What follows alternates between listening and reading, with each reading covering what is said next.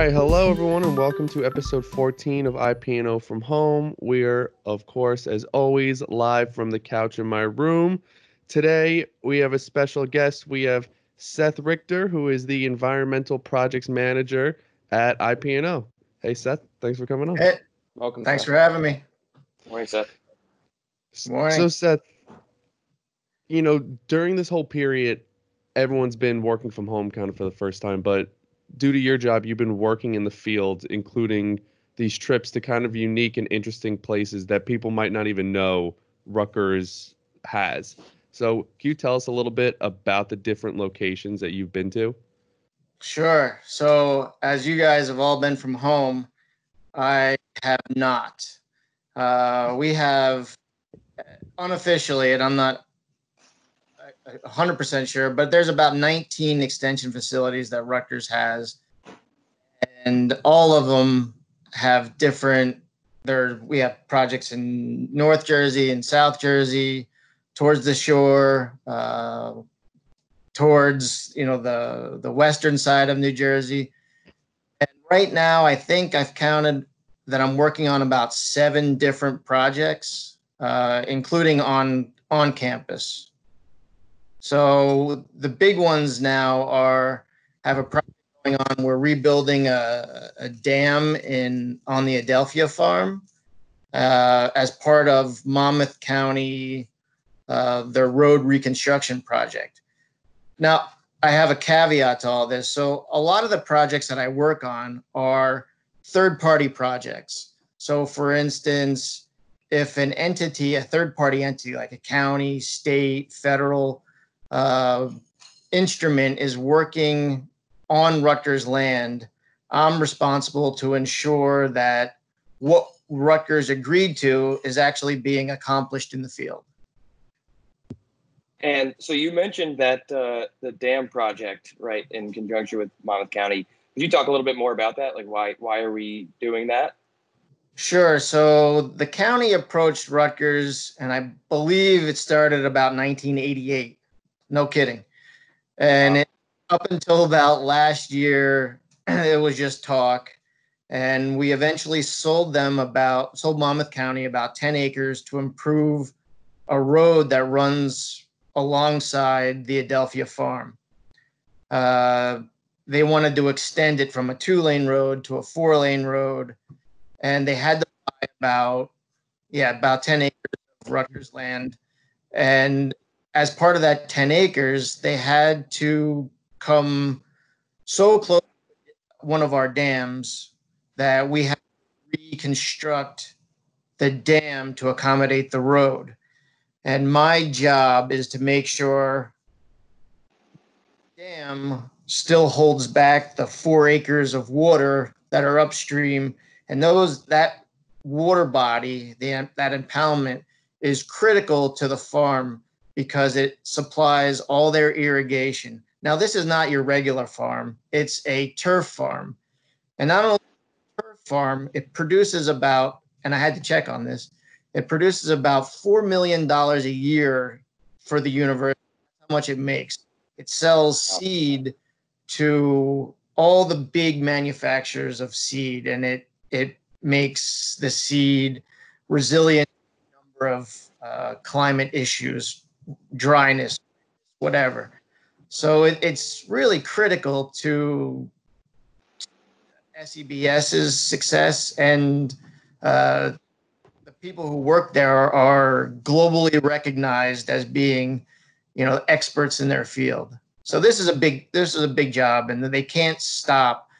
Unlike other areas where they can put a pause on things, this is research that they can't stop. So I'm there to make sure, one, the county's doing what they're supposed to be doing, and two, to make sure that the research isn't impacted in any way. So the dam project, we had to cut off part of the dam, reconstruct another part of the dam, all while keeping the water in place.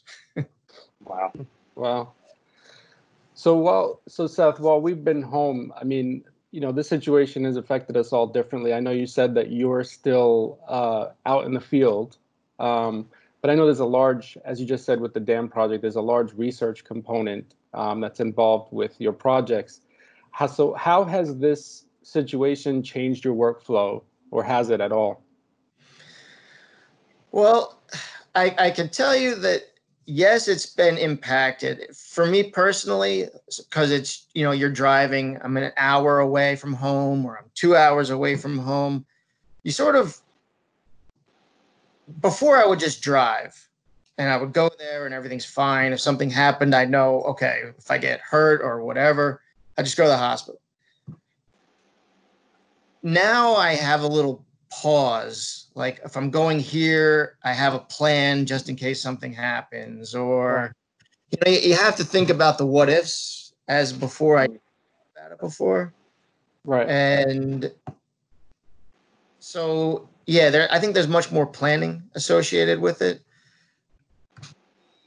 I think that some of the most interesting things are, when this first started and I was out in the field in March, nobody ever wore masks. It was just, okay, you stood sort of far apart. Now I've noticed that there's way less people who go to the meetings. It's like critical people only.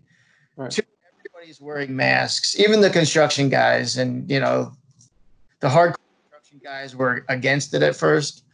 Now everybody masks up, and it's a good thing. And you go to the construction trailer before. Now nobody goes inside. If there's a meeting to be held, it's outdoors. Everybody's socially distanced. Masks are worn. The meetings usually, there's no real trees anymore. It's like, okay, we're having a meeting. Here's the meeting's agenda. Here's the topics. Topics are covered, and everyone's on their way. So I think from a standpoint, things have very much changed the way business is done. And the other thing I've noticed, there's less people on the job. And the other thing, so there's way less people. The people are socially distanced in the sense that when they're working, at least for county projects, and I have 2 county projects that I'm working on, the way the work is being done, is being scheduled, has changed dramatically. And I think if you're not on site, you don't see it. Right. Interesting though. Yeah. Especially in those places that like are already so remote too. Mm-hmm. Like, yeah, I remember going to both the farm and the place in Cape May, and especially in Cape May, it really felt like we were going to like the edge of like as far as you could possibly go in New Jersey. So like I would imagine that, even at those places, it's like that would be the ideal place to be, socially distanced and to spread out. Yeah, you feel like that, but in the same sense, you feel like, at least for me, it's like kind of a oh crap feeling. Like, God forbid something happens and you're stuck. Yeah. Yeah. yeah, that's true. Yeah, that road leading down to that spot in Cape May is like it's a little ominous when you're on it and everything is fine. I don't imagine it'd be much fun in a situation like this. No, and that road sort of is been washing out because we've had some issues, and so when you're driving through like 2 inches of water and you think, oh man, what if I get stuck? Yeah. One of the things I think through all the podcasts that we've had, like that similar theme has been that people are just figuring out, like there was that first phase where nobody knew what to do. And now everybody's sort of figured out, business is different, but everybody now has their own protocols, and it's become sort of the new normal. The new normal's been realized now. And I feel like if there is a silver lining to any of this, it's our resiliency is now, we're much more resilient to this going forward.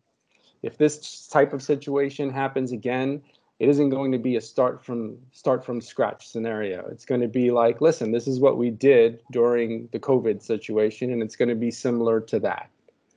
So I feel like what you're saying and what a lot of our guests have said have sort of reinforced that, that sentiment that, we've learned from this. Oh yeah, I totally agree. It's funny. So like, one of the things that I think is really interesting is when I talk to my neighbors and friends. So I never stopped. So like in March when the university closed, I think a lot of people thought everybody just stopped working. Mm-hmm. That's sort of the sense. Like I get that. Oh, you're still working. Oh, you're still going here, or oh, you're still going there. I think some people just thought, you know what? Your university just shut down. And that is so far from the truth. I mean, I see so many people when I'm at construction, it's whether on campus or at one of our extension facilities, people are still, research is still going on. People are still out there, full bore. Everybody's still working. I mean, there may be less people, but people are still like really working hard. And, the other thing that you mentioned is, the new normal.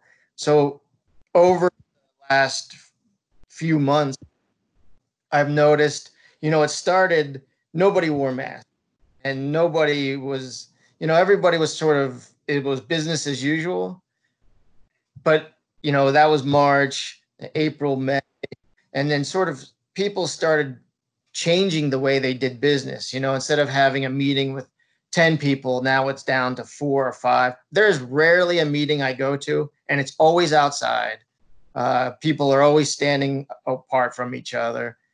I don't think I've been to a meeting in the last 6 weeks, been more than 5 people.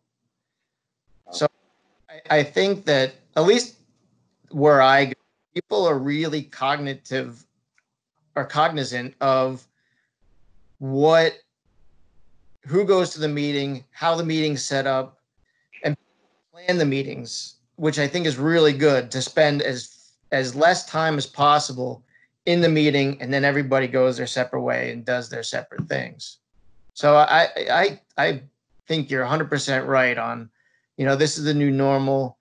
Fewer meetings are better, and people are socially distanced and doing the right thing now. Yeah. For sure. Okay, and I think that brings us into our next section, which is the IP&O from Home Zone.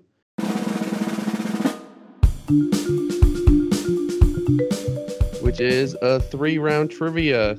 I was going to say contest, but it's not really a contest. It's a 3-round trivia game. Do I go against you guys?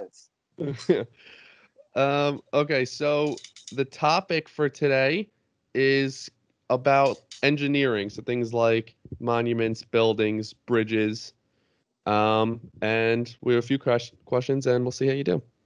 All right. So here's question number 1.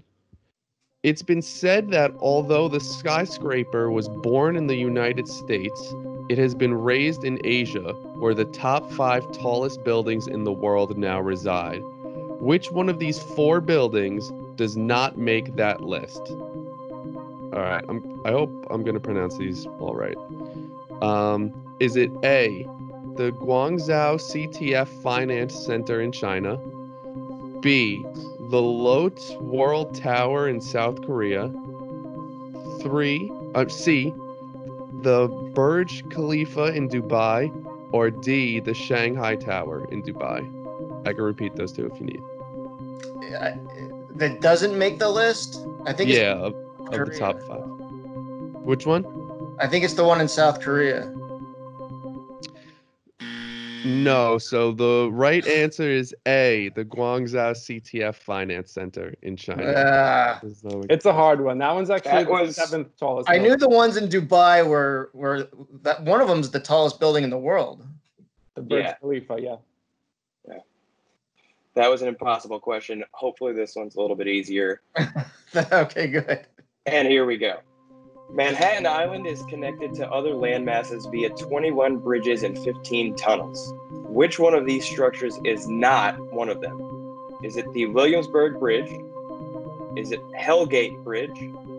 Is it the Broadway Bridge? Or the Benjamin Franklin Bridge? I'm going with the Benjamin Franklin Bridge. That's correct. That'll That's take correct. you into another city, Philadelphia. That's correct. All right, great.